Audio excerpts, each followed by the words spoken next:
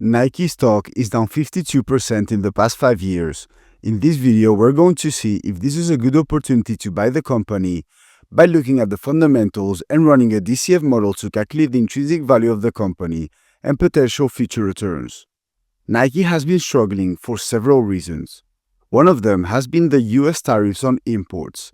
This is basically a tax on products coming into the US from other countries. And for Nike, this was brutal because Nike makes almost all of its shoes and apparel overseas, especially in countries like Vietnam, Indonesia, and other Southeast Asia. So when tariffs rise on those countries, Nike's costs rise immediately. It is estimated that tariffs have cost Nike $1.5 billion.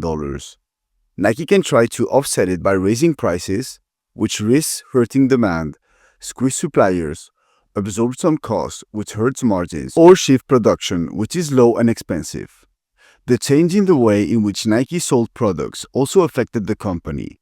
Under the previous CEO, Nike pushed hard into direct-to-consumer selling through its own stores and websites, instead of through wholesaler partners like big sneaker retailers and specialist running shops.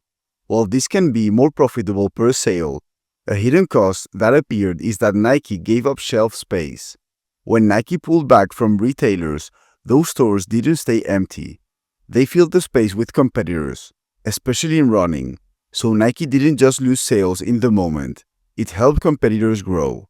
At the same time, Nike wasn't creating enough newness. Instead of pushing the next product wave, it leaned heavily on older classic models that worked during the pandemic when richer sneakers were booming. But trends changed and consumers started moving toward different styles. And when demand shifts and the product lineup isn't landing, inventory builds up. Excess inventory forces brands into discounting more promotions, more clearance, lower margins. So Nike ended up with pressure from both sides, weaker sales growth and weaker margins. Their revenue grew from 2016 to 2024 from $32 billion to $51 billion.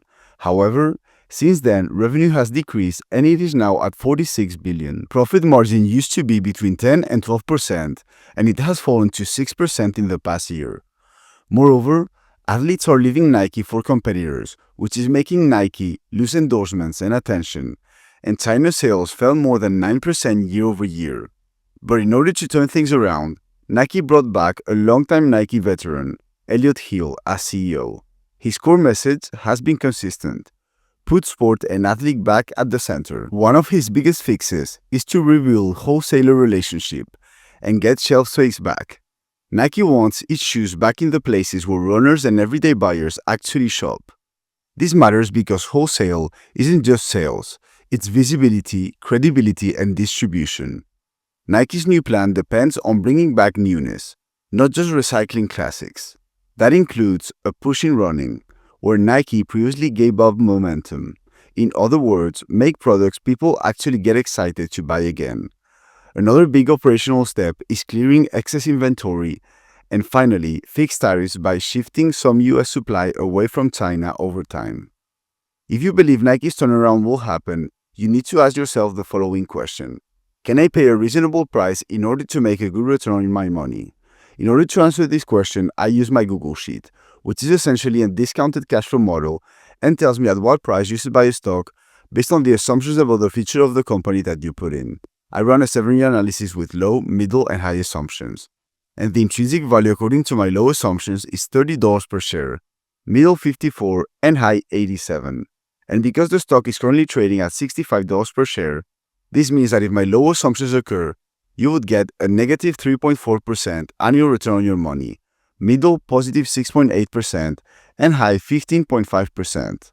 As far as my assumptions, I assume Nike grows revenue between 4 and 8% annually for the next 7 years, the average profit margin and free cash flow margin between 6 and 12%, and I assign the PM price to free cash flow at the end of the 7 years of 15, 17, and 19. But if you want to make your own assumptions, I'm going to leave a link to the spreadsheet down below. It's super simple to use because I've done all the calculations in the background, so you only need to input your assumptions. Moreover, Nike is trading at a P of 33 and price to free cash flow of 31, which in my opinion makes the stock a bit expensive. Nike has a good balance sheet as they have $8 billion in cash and $11 billion in debt, which is manageable for a company that has a market cap of $95 billion. And in conclusion, I believe Nike has the moat and the brand strength necessary to execute a successful turnaround.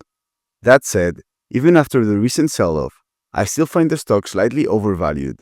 This is why I initially bought shares at $57 and later sold at $74, locking in a 30% gain in just a few months because I thought I captured the value I was aiming for. Looking ahead, if the stock drops below 55 again, I'll be ready to buy back. Lastly, if you want a discount on stockanalysis.com, they currently have a Black Friday sale. I hope you found this video valuable. Let me know what you think about Nike stock in the comments, and I'll see you in the next one.